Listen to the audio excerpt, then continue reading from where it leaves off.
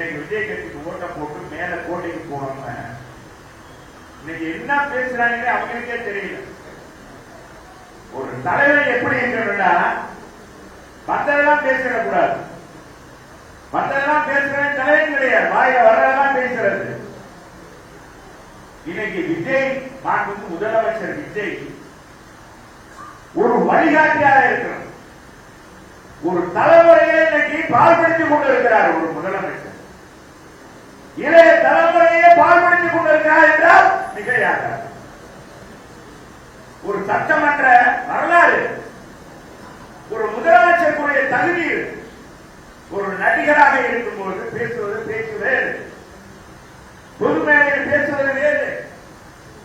ஆனால் சட்டமன்றத்தில் உரையாற்றுவது என்பது மிகவும் நாகரீகமாக. முதலிய ராஜாஜி இருந்த அந்த சேர், பெருந்தலைவர் காமராஜர் அமைந்த சேர், பக்தோற்சவம், பேரறிஞர் தந்தை அண்ணா, கலை டாக்டர் கலைஞர், புரட்சி தலைவர் எம்ஜிஆர், புரட்சி தலைவர் அம்மா, நம் புரட்சி தமிழர் எடப்பாடியார், ஸ்டாலின், இந்த வரலாறுகளை எடுத்துக் கொள்ளுங்கள். இந்த மாதிரி ஒரு பேச்சு யாராச்சும் பேசியிருக்காங்களா சட்டமன்றத்தில்? அந்த செய்ய காமிக்கிறது என்னங்கிறாரு. சட்டமன்றமா சண்டக்கடாக்கிட்டாங்க. பதவி வரும்போது பணிவு வர வேண்டும், துணிவு வர வேண்டும். போலாம் தலைவர் சொன்ன நீ தலைவர் உத்தரவு உனக்கு என்ன யோகியது இருக்கு? கடமை கண்ணியம் கட்டுப்பாடு என்று அண்ணா சொன்னார். மாற்றா தோட்டத்துக்கு மல்லிகைக்கும் மனம் உண்டு என்று சொன்னார் அண்ணா. நீ என்ன அறவேக்கத்தனமா சட்டமன்றத்தில் என்ன பேசுற? நீ என்ன யோகியனா? பரம யோகியனா நீ விஜய்? நான் கேட்கிறேன் விஜய், பேசுகிறேன். முதலமைச்சர் விஜய் அவர்களே, நீ சொல், நீ யோக்கியமான சொல்ல முடியுமா? ஒரு படத்துக்கு எவ்வளவு வாங்கின, எவ்வளவு வெளியே சொல்லியிருக்க? நீ நடித்த புலிப்படத்திற்கு 15 கோடியை வாங்கிட்டு குறைந்த கணக்கு நான் வச்சு அதை கண்டுபிடித்து 1.5 கோடி கட்டியவன் நீ. நீயே ஒரு களவாணி. அடுத்தவனை களவாணி சொல்லக்கூடிய என்ன நீ ஒரு வேலை சுட்டிக்காத. வெளிநாட்டில இருந்து ஒரு பாமரை கார் இறங்கினாலும் சரிங்க, உனக்கு இவ்வளவு பெரிய கார் எப்படி வந்தது? ரசிகர்கள் மக்கள் கொடுத்தது. மக்களால் நீ ஆன அந்த காரை இறக்குமதி பண்ணி மோசடியாக செய்து கோர்ட்ல வழக்கு போட்டு உன்னை தண்டித்தது இல்லையா? நீ பணம் கட்டலையா? அப்ப நீ யோக்கியமானா சரி.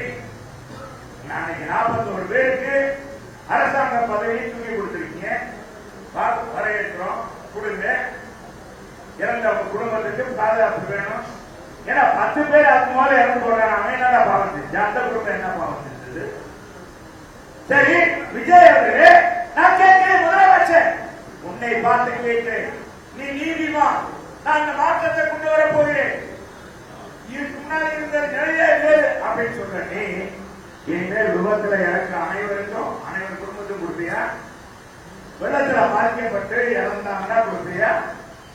இல்ல விபத்துல யாராச்சும் வேலைக்கா போய் பஸ் ஒருத்தம் ஏதோ லாரி ஒருத்தர் இறங்குறாங்க, யாராச்சும் வேலைக்கு இறப்பாங்களா? அவங்க குடும்பத்துக்கு கொடுப்பியா? பின்னால என்ன இருக்குன்னு கூட தெரியாத அறமுட்டாத்தனமா அறவேக்காடுத்தனமா செஞ்சுட்டு இன்னைக்கு எல்லாம் 2 கட்சியும் ஒண்ணு ஓடு ஓடு ஓடு. நீதான் முதல்ல ஓடணும், நீதான் ஓடணும், அரசியலுக்கே ஓடணும். ஓடுற காலம் வரும் தெரியும், ஓடுற காலம் வரும். அன்னைக்கு அதிமுக இருக்கும், இங்க இருந்து சில பேர் போயிருப்பான். ஓடவரை பற்றி கவலையே இல்லை, இயக்கத்துக்கு பாடுபட்டிருப்பான். நான் அவருக்கெல்லாம் நேர் எடுக்க விரும்பல, அவர்களுக்கு நேர் எடுக்க விரும்பல. இந்த இயக்கத்தில் பாடுபட்டிருப்பார்கள், கோகுல்தாமத்துல போயிருப்பாங்க, திரும்ப வரலாம். எங்களுக்கு அவரை பற்றி கவலை இல்லை. ஆனா சரி வரவங்களா சேர்த்துக்கிறீங்க, நீ என்ன யோசிய? வரவங்களா யோசியனா ஆகவே வளர்ச்சி இல்லையா? இது நாங்க எங்க பல குட்டியை நாங்க மோந்து பார்க்க விரும்பல. அரசியல் ஒரு நாகரிகம், புரட்சி தலைவர் மூன்றரைக்கு மூச்சு எடுக்கும். அவர் அந்த பாட்டுல சொல்லுவாரு, பதவி வரும்போது பணியில் பாருங்க, மரியாதை கொடுக்கும், அடுத்தவங்க மதிக்க தக்கணும். அண்ணாவுக்கு இருந்த அவரே அது இன்னைக்கு இருக்காரு நம்ம சபாநாயகர். அவர் இந்த இயக்கத்தில் இருந்து அர்ப்பணப்பட்டவர் தான். நீ சபாநாயகர் இருக்காரு, நீ எல்லாருமே கேவலமா பேசுறிய. அங்க போன அண்ணாவுக்கு என்ன அசிங்கம் இல்லையா? அத்தனை கேள்விட்டு இருக்கான். அங்க என்ன கிடைக்கும்? இப்பவே கமிஷன் வாங்க ஆரம்பிச்சுட்டாங்க, கோட்டையில வாங்க ஆரம்பிச்சுட்டாங்க. இது எப்படி வளர்ந்தா போகுது? எவ்வளவு நாளைக்கு தான் நீ இது மறைச்சு வைக்க முடியும்? அன்னைக்கு தெரியும் பெற்ற வெளிச்சமாக மந்தக்காக சொல்லிட்டு எவ்வளவு அருமையா நடத்துறாங்க. தவறு நாகரிகமா பேசுறாங்க, மக்கள் பேசுறாங்க. சரி, புது புது திட்டங்களை அறிவித்திருக்கிறார். என்ன 50 ஆண்டுகள் திராவிட ஆட்சியில, திராவிட இயக்கக்கூடிய ஆட்சியில தானே இன்னைக்கு அத்தனை மாநிலங்களும் இன்னைக்கு தமிழ்நாடு முன்மாதிரியாக இருக்கு, பொருளாதாரத்தை மேம்படுத்திருக்கு. இன்னைக்கு வளர்ச்சி அடைந்த மாநிலமாக தமிழ்நாடு இருக்கிறது. சாலை வசதி, அத்தனை வசதி இன்னைக்கு இணைந்திருக்கிறது என்றால், செல்வ செழிப்போடு இருக்கின்றார் திராவிட இயக்கக்கூடிய ஆட்சி தான். அண்ணா திராவிட முன்னேற்றங்கள் 31 ஆண்டுகள் ஆட்சியில் இருந்திருக்கு. 69 இடஒதுக்கீடு கொண்டு வந்தது யார்? அண்ணா திராவிட முன்னேற்ற கழகத்துடைய ஒரு பிராமணத்தியாக இருந்து, ஒரு பிராமண பெண்ணாக இருந்து ஆணித்தரமாக 69 இடஒதுக்கீடை கொடுக்கிறார். அது சட்டத்தில் இடங்களை குறித்து அதுல அது வரைமுறைப்படுத்தியவர் புரட்சி தலைவர் அம்மாங்க. இன்னைக்கு அவர் என்ன சொன்னார்? நம்ம வீரமணி சமநீதி காத்த வீராங்கனையின் பேரை பெற்றவர். அதை அண்ணாதிமுக ஆட்சி இல்லையா? காவிரி ஆற்றை இன்னைக்கு அரசியல் வெளிவருவதற்கு அம்மா தான் மாறாங்க. நடைமுறை புரட்சி தந்த எடப்பாடி இன்னைக்கு தஞ்சை மண்டலம் அது விவசாய மண்டலமாக அங்கே எந்த விதமான தொழிற்சாலை வரக்கூடாது தீர்மானம் போட்ட புரட்சி தமிழர் எடப்பாடி கொஞ்சம் கூட நடைமுறைப்படுத்தல. இன்னைக்கு 5 மாவட்ட தென் மாவட்டங்களுடைய நீர் ஆதாரமாக இருக்கக்கூடிய முல்லை பெரியார் அணையை 116 அடியிலிருந்து 142 அடியாக உயர்த்துவதற்கு ஆணை பெறுவதற்கு உச்ச நீதிமன்றத்தில் வழக்கு தொடுத்துவதை புரட்சி தலைவர் அம்மா செய்த. நீ என்ன செய்ய போற? ஏதாச்சும் ஒண்ணு செய்ய, எதுவும் செய்யாம மற்றவர்கள் இழிவாக பேசுவது. இதுல பேப்பர் ஊடகங்கள்லாம் இந்த வாய் பிடிக்கிறாங்க. வாய் பிடிக்கிறவங்க என்ன செய்யறாங்கன்னா, 14 மணி நேரம் விஜய் கோட்டையிலே இருந்தார், 14 மணி நேரம் உட்கார்ந்து இருந்தார்.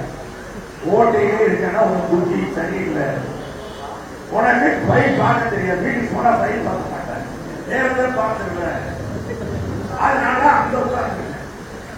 எங்க அம்மா 20 மணி நேரம் உழைப்பாங்க. உனக்கு தெரியுமா? வரலாறு தெரியுமா?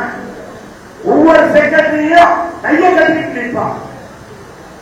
புரட்சி தமிழர் எடப்பாடியார் அனைவரையும் கேட்டு செய்வார். அவங்க வீட்டுக்கு போனாலும் அந்த முதலமைச்சர் அத்தனை பயிரை கோப்பையில கையில் போடணும். அப்பதான் இயக்கம். இது கூட தெரியாது. இதை பத்திரிகைக்காரன் பாராட்டான். இது பெருசா இருக்கிறாங்க. இன்னைக்கு அங்கிள் எழுதினாங்க பத்திரிகையில, தினமலர்ல நல்லா போட்டிருக்காங்க. விஜய்க்கு நல்ல அறிவுரை சொல்லியிருக்காங்க. இந்தியாவுக்கு இந்த பதவி என்பது நாளையே போய்விடும். இங்கே தம்பி சொன்னாரு, ஒரு நாடு ஒரு தேர்தல் வந்தது என்ன ஆகுது? மக்களுடைய ஆட்சியில நீ என்ன செஞ்சது பார்ப்பாங்களே. அப்ப கவர்ச்சி இருப்பாரு, கவர்ச்சியாவா இருக்கு. கவர்ச்சியாவா விஜய் இருக்காரு. எங்க அம்மாவை பார்த்தா பாதிப்பு. நான் தலைவனை பார்த்தா பார்க்க மாட்டே இருப்பான். பார்க்கறது திரும்ப ஓடியாந்து காலையில போகும்போது பார்த்தாங்க, வரும்போதும் பார்ப்பான். உன்னை ஒரு முறைக்கு மேல மறுமுறை பார்க்க முடியுமா? விஜய்க்கு என்ன அறிவை வளர்த்துக்க இல்லைன்னா பக்கத்தில் இருக்கணும். சும்மா இந்த ஜாதா அடிக்கிறதுனாலேயே சில பேர் எடுப்பாங்க. ஜாதா அடிக்கிற ஒவ்வொரு கட்சியும் எடுக்கலாம், ஒவ்வொரு கட்சியும் ஜாதா அடிக்கிறாங்க. ஆனாலும் கூட ஜாதா அடிப்பவர்கிட்ட கொஞ்சம் நிதானமாக இருக்கணும் தலைவருக்கு. அவன் தான் தப்பிப்பான். புரட்சி தலைவர்கிட்ட பேச முடியுமா? புரட்சி தலைவர் அம்மா பேச முடியுமா? புரட்சி தமிழர் பார்த்து பேசுவார். சொல்றேன், விஜய் போராடுகிறார். அதனால தொழிலாளர் போடுகிறேன், நீங்க இந்த ஆட்சியை நம்பிவிடாதீங்க. யாரும் அந்த தொழிற்சங்கம் வச்சாங்கன்னா லீவ் கொடுப்பாங்க, அது என்னப்பா ஓடி கொடுப்பாங்க அப்படின்னு போயிடாது. அது ஒன்றும் நடக்காது. ஏன்னா மாவு ஏது ஒண்ணு இல்லை. அங்க அந்த போக்குவரத்து பணியாளர்கள் இன்னைக்கு பஸ் வாங்கியிருக்காங்கன்னா இப்ப புதுசா இன்னைக்கு வந்து நிதி திரட்டி இல்லை. இங்கே சொன்னாங்க உலக வங்கிகிட்ட நீ கடன் வாங்கணும்னா வெள்ளை இங்க கொடுத்துட்ட, எந்த இடத்துல எவ்வளவு கடன், அப்புறம் எப்படி உலக வங்கியை கொடுப்பான், அப்புறம் எப்படி புது பஸ் இயங்கும், பழைய பஸ் எப்படிங்க? போக்குவரத்து தொழிலாளர் என்றைக்கும் மறக்கக்கூடாது. இங்கிருந்து திராவிட முன்னேற்ற கழகத்தை சேர்ந்த தொழிலாளர்களாக இருந்தார்கள், எந்த தொழிலாளர் போக்குவரத்து தொழிலாளராக இருந்தாலும் கருணாநிதி தலைமையில ஆட்சி இருக்கும்போது 2006 2011 கூட பாத்தீங்கன்னா இந்த பணிமனை இருக்குமா, போக்குவரத்து தொழிலாளருக்கு பாதுகாப்பு இருக்குமா என்ற அச்சோட இருந்துச்சா இல்லையா? தொழிலாளர் தானே, நமக்கு பாதுகாப்பு இருக்குமா? பஸ் போறதுல நின்றோம். அனைத்து கிளைகளில் இருக்கிற இடங்களும் அன்னைக்கு அடமானம் வைக்கப்பட்டது. திராவிட அம்மா வந்துதான் சீர்படுத்தி உங்களுக்கு பணி பாதுகாப்பு கொண்டிருப்பது மட்டுமல்ல, மாநில உயர்வு, பதவி உயர்வு, அதே சம்பள உயர்வும் கொடுத்தவர் புரட்சி தலைவர் எடப்பாடியார்.